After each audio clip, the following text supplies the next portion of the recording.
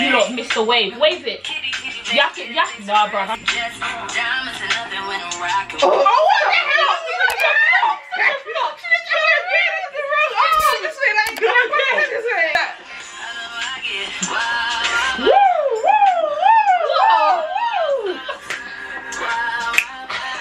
Hey guys! Hey!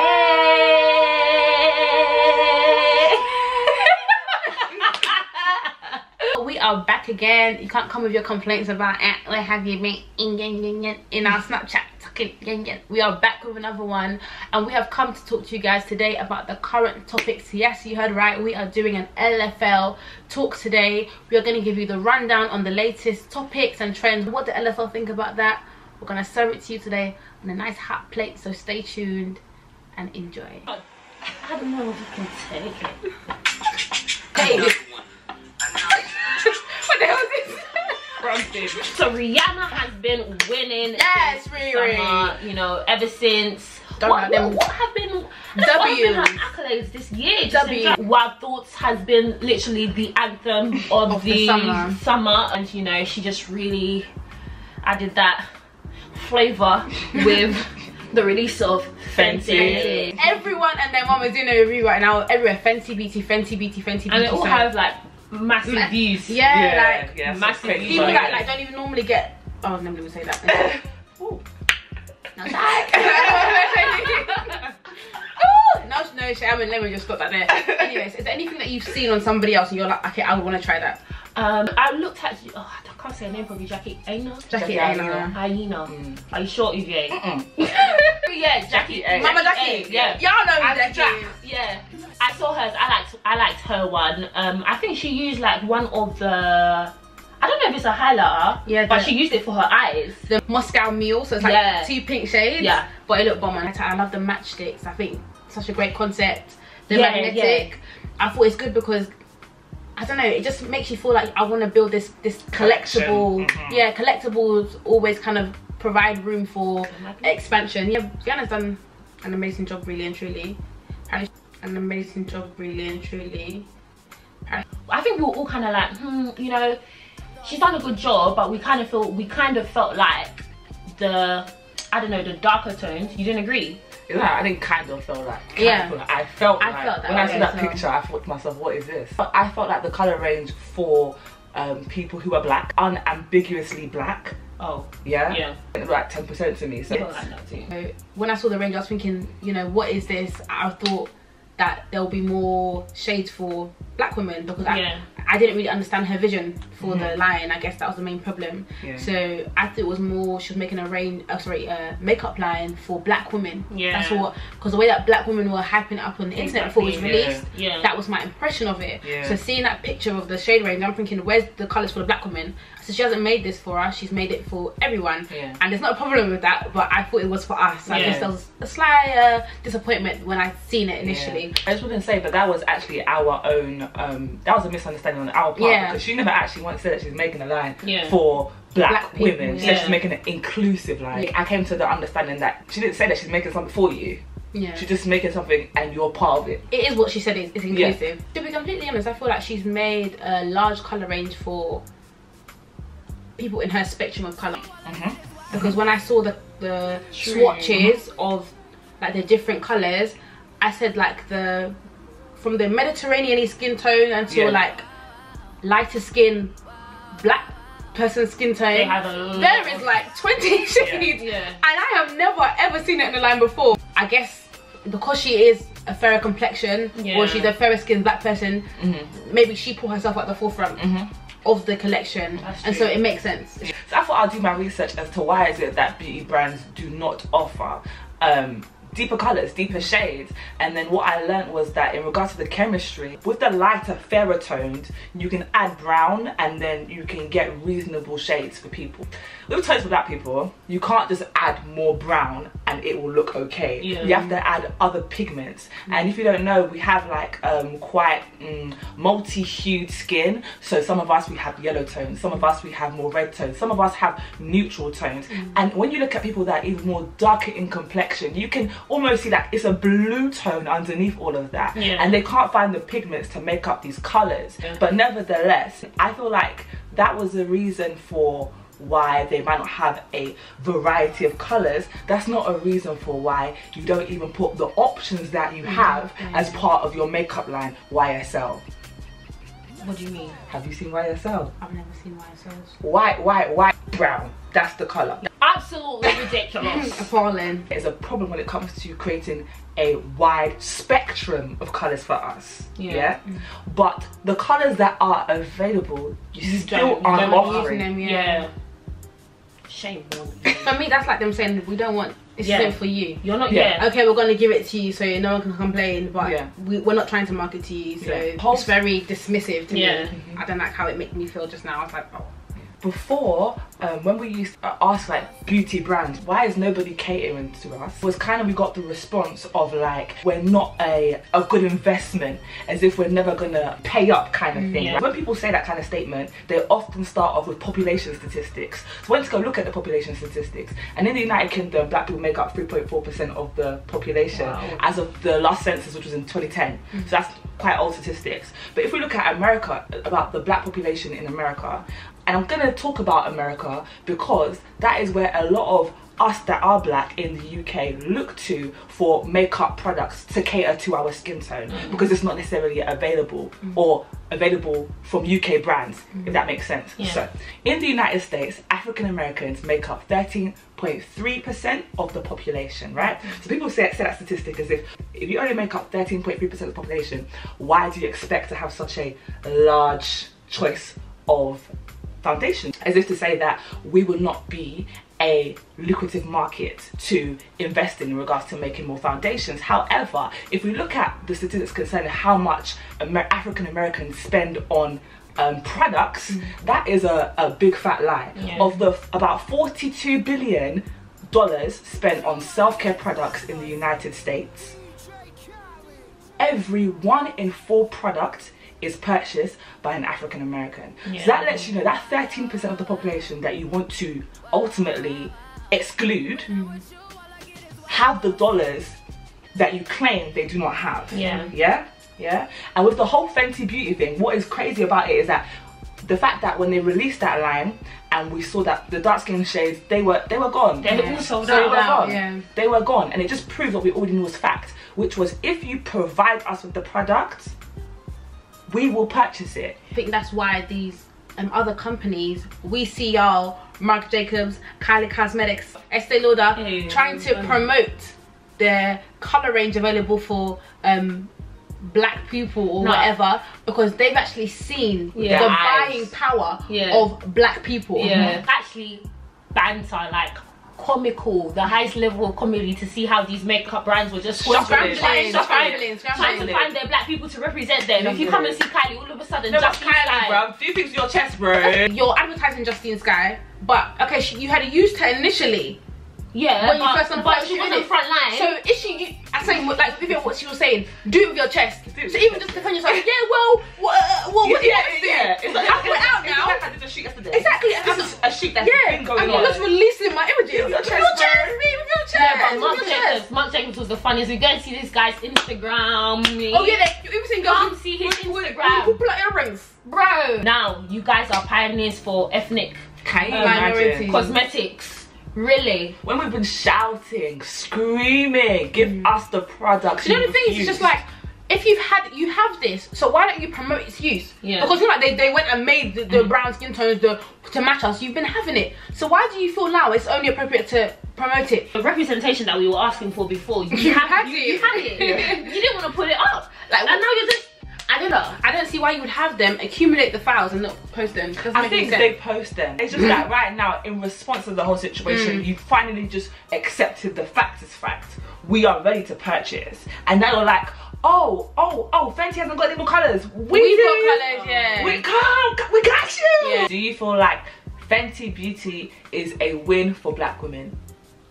I feel like it's a win, regardless of whether we feel like there was a wide spectrum for us, because it is a, like Rihanna is the face of it. The representation we need is what we're getting. I would say it's a win for black women because she's a black woman and she's done something and is doing well. The greatest thing about the line is the fact that it goes so deep. Yeah, for dark skin girls, like it's a great win for them. I think it's great because I feel like at least even if they haven't got an exact match, at least they have something to mix. Finally, something to start. Like we have stuff to mix, they have something to mix. So I think that's a win. I feel like it's a win for the fact that Rihanna is the front of this, and it's a black woman full stop. She's making a coin, she's doing well. So I think it's a win on that the aspect. I think it's also a win in the fact that we show that as a target audience.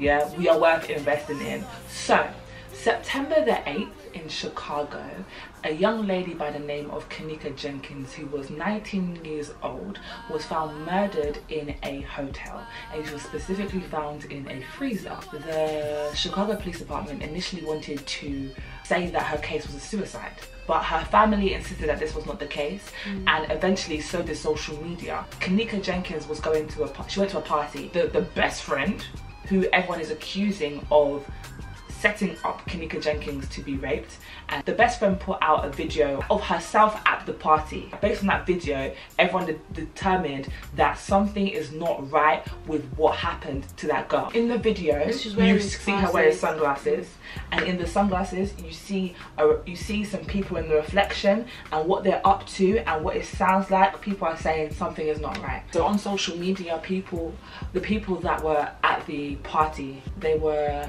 trying to put out things to sort of vindicate themselves. Ultimately, the pressure applied from everyone on social media. And what do you mean by pressure though? Everyone who is not part of the situation is putting their input on the situation. So people are demanding answers. People are demanding answers. People are telling them that you're lying. People are telling them that this is not making sense. People are telling them this is not adding up. Yeah. So that pressure led to one person finally admitting that they had raped her and they had killed her. Now, another one of the friends also said that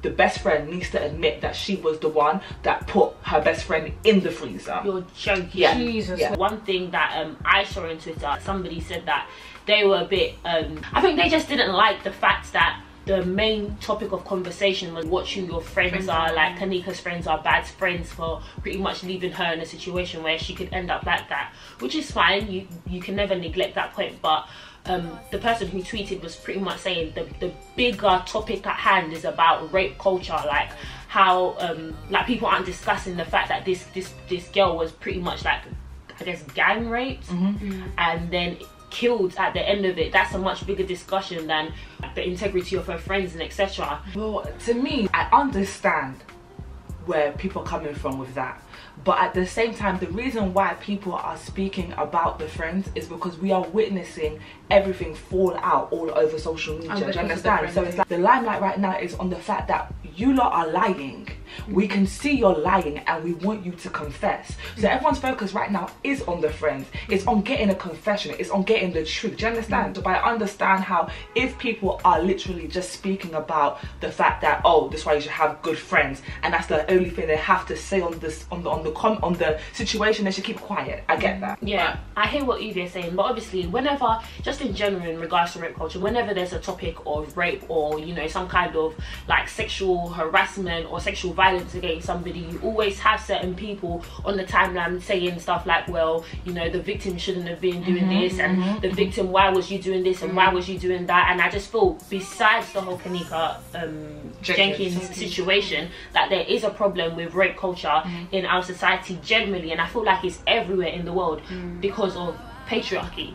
What is the common understanding of rape culture? Things like, oh, when you ask when someone says I was raped, and then the question they receive in response is what were you wearing? Yeah, that's rape culture, because what that is doing right there is saying, it's insinuating that possibly what you were wearing was cause for your rape.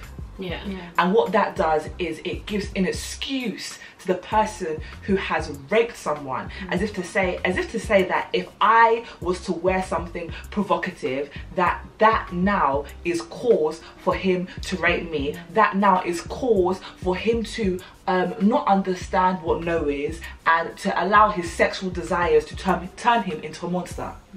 The danger in that is that you're teaching boys boys that are growing up, we're teaching them, if a girl wears this, then it's okay for you to do that. Yeah, and that's what you're teaching them. If she's outside on the road and she's got a bikini on, oh, it's okay to grab her bum, it's okay to sexually violate her because she wants it, because she's wearing that. And that's not the case at all. Instead, people need to be teaching their sons that you do not touch a woman unless you have permission to. Yeah. And even if you're going to be sexually active, once she says no, it means no. In fact, take it as hell no and run as fast as you can. Like, they should be teaching this in schools. This is what they need to be teaching. Instead of when they're talking about, oh, we're going to teach sex education to the younger lot, this is what they need to be talking about. It doesn't make sense for you to teach about the fallopian tube and your ovaries in regards to sex education, but not teach about sex itself in the sense of consent. Because apparently a lot of young men, like up to like primary school age, like they don't understand the concept of consent. And if they never get taught the concept of consent, when do we expect them to understand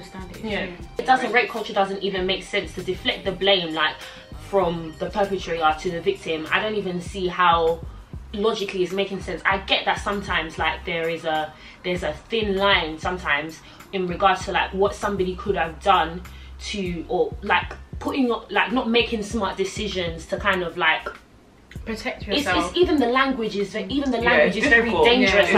It's difficult to explain it without like not blaming the victim. At the end of the day, we have to understand, when you know something, like you know that there's bad people out in the world, and you know that there are certain people who are sick in the head. If they potentially see me doing something or wearing something, that they may, in their minds, they may rationalize it as I am a target to be abused sexually. So knowing that knowledge, me personally, I may not want to be on the roads by myself, knowing that I could be attacked. So I may not want to be, you know, wearing certain clothes in the night time, because I know that there is a potential that somebody who is sick in the head may see me and target me and do something to me. However, we also know that people can be dressed fully from head to toe and still be targeted. So it's just like, you do what you can do to prevent yourself from getting into certain situations. That's all you can be responsible for. I cannot be responsible for what somebody else does to me. No matter how I am dressed, I cannot be responsible for what somebody else does to me. No matter what I say, like we were talking about, I could be completely naked and that will never give you the right to touch me. If I was to blame in any form or shape, why don't you arrest me? Can you send me to jail for being raped? If you can't send me to jail, you can't blame me. I have no responsibility in this situation, because if I did, you would imprison me, arrest me. If it's a crime to dress provocatively, arrest me. Then blame me. Arrest me. Send me. Officer, arrest me. Arrest me. I just want to point out, we don't think that it's a good thing that we have to say these things, but we acknowledge that we have to say these things, which is why we say it. So it's like, the conversation needs to be had about consent and rape culture, but in the meantime, do what you can. So earlier on, you know, there was a interesting story on the news about a young boy who has just started at Fulham Boys School, and there's kind of, I don't know, a situation, a disagreement, whatever you want to call it, agreement, conflict going on between the boy's mother and the school. Pretty much they are, well, they describe themselves as Hebrewites or Rastafarians, and he obviously then has dreadlocks, and his dreadlocks is, according to the school, against their policy and their dress code. So he was asked by one of the teachers to cut off his dreadlocks, and he was then sent to isolation, I guess, to spend the rest of the day or whatever, because he wasn't abiding with the school's policy. About from the news article, what I understand is his mum then went to have a conversation with the head teacher to explain to the head teacher that the dreadlocks is not a fashion statement, it's not something that we're doing for, you know, just as a trend. This is actually part of our religion, it's part of our culture. We have these dreadlocks as, you know, it's an expression of our identity, and the head teacher still disagreed and persisted that that's not that is unacceptable, and therefore the young boy will actually have to cut off his dreadlocks or face the danger of suspension. The reason that I really found it outrageous was because of them putting the child in isolation. For me personally, I don't actually see the necessity for doing that, because why would you need to seclude him from everybody else because of his hair? Is his hair smelling? Is his hair swinging in people's face and putting them at risk of health and safety? I can understand if they believe that his hairstyle breached the school rules or whatever it is, their policies, but you could have contacted his mother and let his mother know without taking him away from everybody else in the class. Number one, that's going to hinder his learning as well. It's humiliating. And it's humiliating, and he's just a new starter into a school. Like, kids already find it difficult to fit in, and then you come and you're taking me away from everybody, and then it's going to make everyone view me differently as well. From my knowledge of that area, there isn't a high population of black people, and so singling him out can maybe change people's perceptions of him.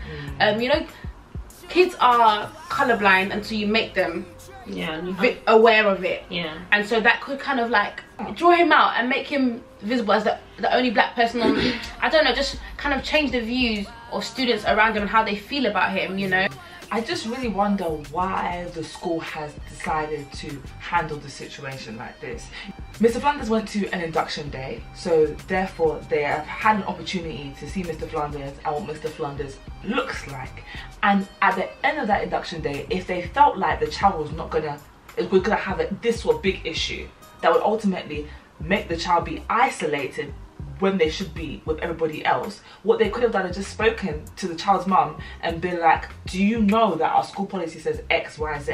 Why is it that they've waited for the child to start education properly and then bring up this issue? What shocks me the most is that the head teacher is really trying to swing this thing as a social issue, and it's like, bro, we know that Rastafarianism is a whole belief system. Like, it's a religious belief. They have like scriptures. I saw it online somewhere where the scripture actually is, where it comes from. It's talking about how they'll never take a razor to their hair, etc, etc. So I feel like it's very disrespectful, to say the least, that he's trying to swing this as a social issue, because you wouldn't try to swing a hijabi as a social issue, would you? Like, or, you know, the turbans that Sikh people wear. So I don't know why he's trying to do this for Rastafarians. I say that and then I think about Marc Jacobs and his little fashion show. Remember, there was this whole big issue about how he was culturally appropriating by having his models wear like dreadlocks on his runway, and then when he was confronted about it, he was acting all bougie, like, you lot are taking it too far, it's not always about this. This is the problem, when people do things like this, like try to use people's cultures, people's like expressions of their beliefs, expressions of their religions and their culture, and try to spin it into some kind of fashion trend. You have situations like this where people who are generally expressing their religious beliefs, and they're being told that in order for them to get to have access to their basic human rights, like an education, that they have to cut off their hair. Is absolutely outrageous. I'm sure in that part of London, how many Rastafarians do you think you see on a daily basis?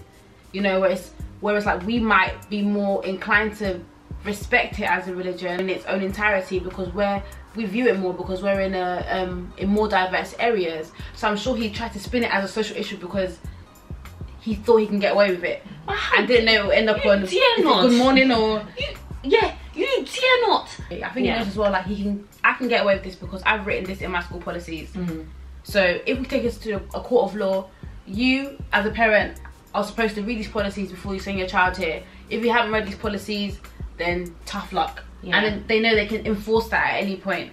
To be honest, I feel like the school, you have a responsibility to screen the students adequately. If you know that you have such a rigid rule system about presentation and about hair and stuff, make sure that every child is how you want them to be before they enter school. Don't bring them in and then isolate them. It's ridiculous. I understand that they can get away with it, but I think there needs to be a change in regards to all of this policy making. I definitely feel like it is discrimination against a certain group of people. How does my hair, unless there's a odour coming from my hair, unless there's something that, unless it will affect my ability to study, or if it will distract other students, how dare you make a policy that infringes my right to an education just based on my hair? Their argument, most of the time, the argument when it comes to opposing dreads is that it's not professional and it's not tidy. Even the pictures that we saw of the boy, he didn't look unkept. His hair wasn't hanging all over his face, you know, swinging from side to side. It was packed back neatly. I don't know, to describe someone's hairstyle as untidy, I said it's untidy to you. Like, you can't actually label it like that. I think it's quite rude. It's actually quite unacceptable. I had a conversation with Cairo in the car, and she was telling me, like, because I was discussing with her about like how I didn't really understand like cultural appropriation, and then she was just explaining to me like how what I do as a means of like my culture or as a means of my identity is frowned upon or like is discriminated against, so I have a hard time expressing who I am, you can just get up and use that and be fashionable and be cool. And when she was talking about dreadlocks, she was like, you don't even, apart from Rastafarians, you don't even understand like the struggle behind the whole dreadlocks, about how when they would like put, let's just say for example, like slaves into like a dungeon, like feces and stuff would mix in with their hair or mat up and stuff. I guess as the time has gone back, people have reclaimed back that hairstyle. And also when she did say that, I thought maybe that's why people have such an issue with it, you know, the whole perception that it's unclean. As I was thinking, the whole issue with the dread is the stigmatism that is attached to having dreadlocks, the fact that it is assumed to be unclean. The whole like perception of dreadlocks isn't just solely a European point of view. Like in Nigeria, they don't view dreadlocks in a pleasant way. In February I went to Nigeria for my granddad's funeral, and my cousin's dad has dreadlocks. Sorry, because Nigerians are actually out of control. They've seen him walk in, as in he's dressed impeccably, like his clothes are clean, he looks great, and my aunties are like, who is this rough man? Why is he having his hair like that? And his hair is packed neatly, like he looks smooth. That quite a lot of Nigerians feel like that doesn't look nice. So yeah. He's trying to get out of it. Remember guys, you have to put that clip in. Let's end the video before the SD card is full. Like, so is that what it does? Is that full? Yeah. Alright, we've got 3. Okay. There's no Alright, thanks guys. No. Our battery is dying for the 3rd time today. Third? You wish at least 4 or something. Okay, so as much as we'd love to continue this conversation, it's got to come to an end, yeah?